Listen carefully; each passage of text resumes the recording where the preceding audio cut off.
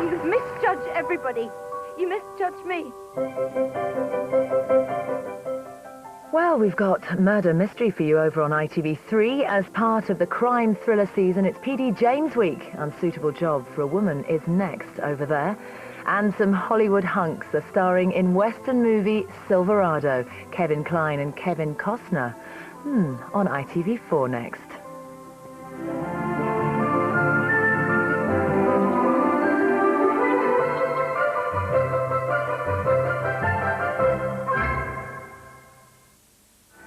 Sainsbury's sponsors ITV drama premieres.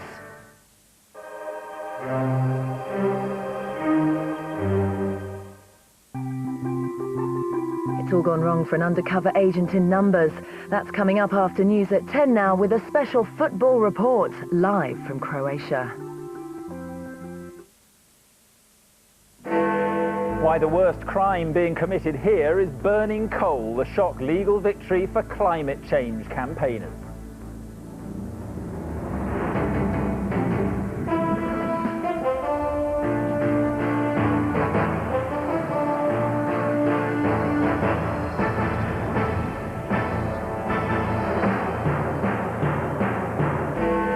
The jury cleared 6 Greenpeace protesters of causing criminal damage at a coal-fired power station because they agreed global warming is such an urgent problem. Also on News at 10, Saviour Science for the next generation, the new blood bank stocked with hope. Missed tonight's big match, we have the best of the World Cup action, and it's not short on goals. Take that sticker away, we don't want that. I do. And what's the secret of growing old together? This devoted couple should know they're both over 100.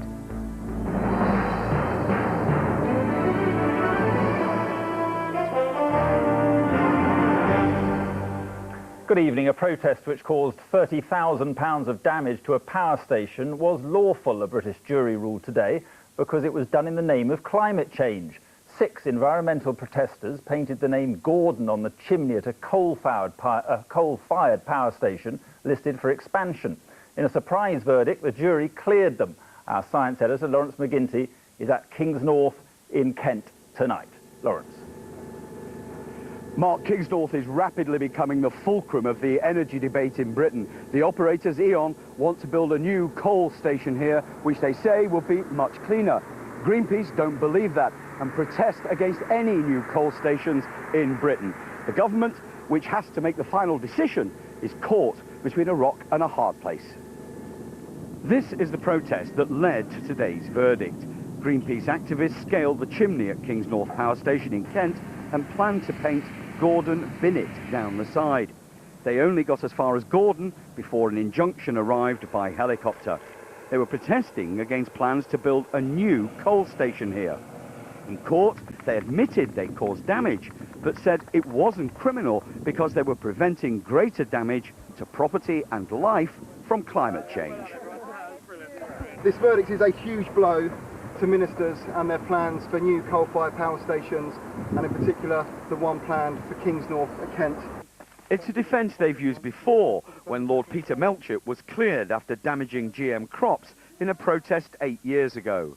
The idea behind this defence is that if you are preventing damage to property, you can get away with causing criminal damage. For example, if you're a fireman and there's a house on fire, you can break the door.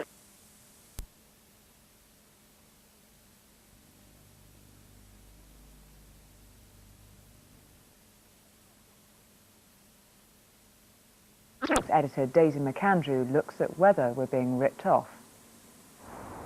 For months, filling up the car has got more and more painful, and we've complained bitterly to the petrol companies. Their response, not our fault, it's the price of oil. But hang on, that cost has now plummeted, so why aren't we feeling the benefit? The cost of oil started rising significantly in March, pushing the petrol price up. It rose and rose, peaking in July at $147 a barrel, making the cost of unleaded petrol 120p a litre. But in the last couple of months, crude oil has fallen dramatically. So why hasn't the cost of unleaded? It's only gone down a bit. And oil prices have dropped again to less than $109 a barrel as Hurricane Gustav passed. That's less than it was in April, but we're still paying more than 112p a litre for our petrol instead of 108 as we were then. One element is the pound is weaker against the dollar, but that doesn't account for it all. That accounts for about 10%. The other element is the oil companies have actually been quite slow in passing on the reductions to the consumer.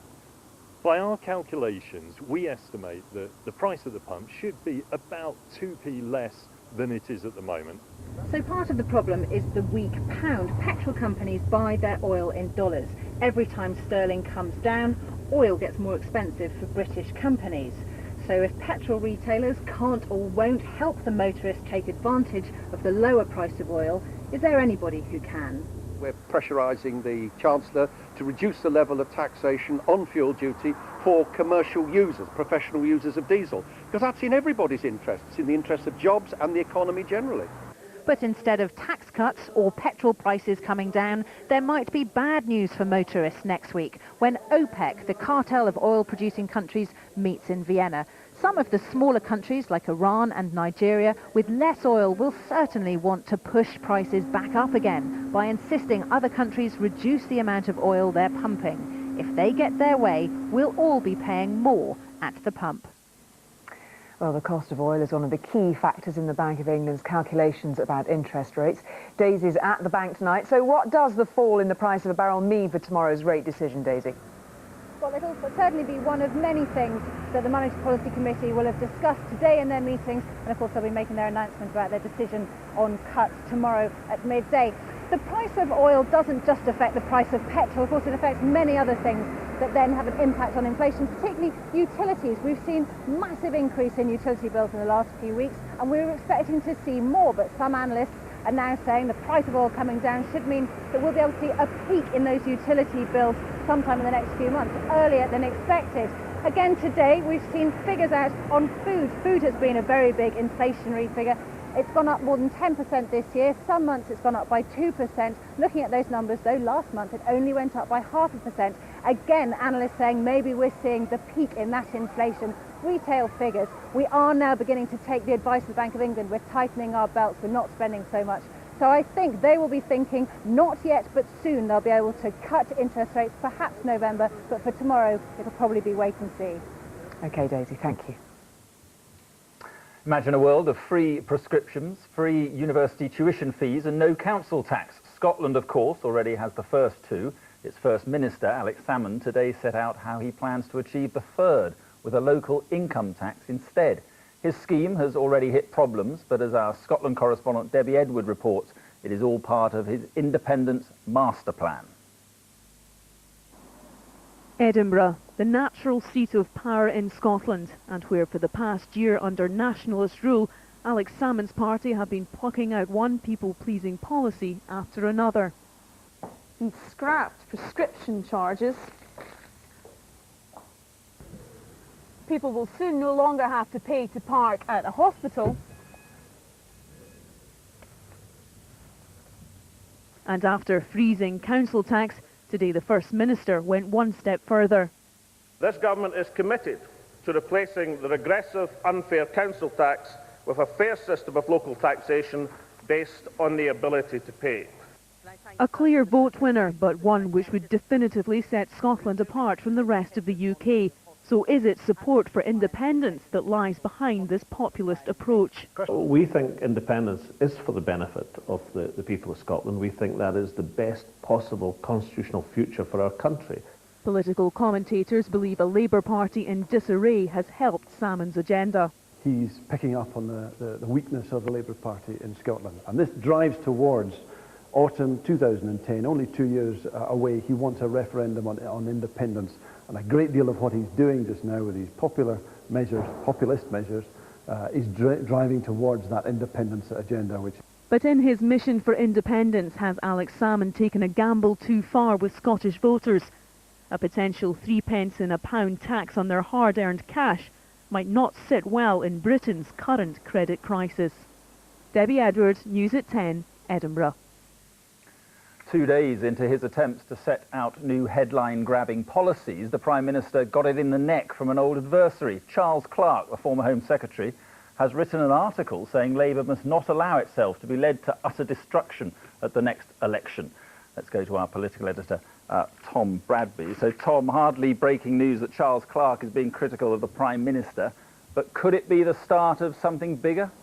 Well, Mark, I think that is the question. As you say, I think anyone who watches this bulletin or any like it will know that Charles Clarke is not exactly chairman of the Gordon Brown fan club, but it is the timing, I think, and the language of these remarks that is attracting a lot of interest. He has a go at the Brown allies who attacked David Miliband early in the summer, so there's a bit of stoking of the civil war there. He suggests or hints that economic decisions are now being taken for short-term political gain.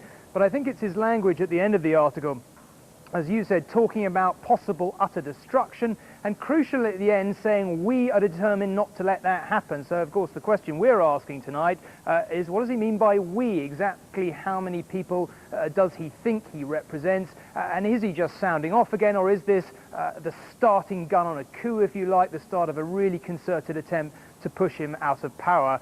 I think really the consensus is tonight that that is not where the party is. The middle sort of ranks of the party are not ready for that at the moment. They're very despairing, but they want to give Gordon Brown another chance at the conference. So there's no doubt this is Charles Clarke raising the standard of rebellion.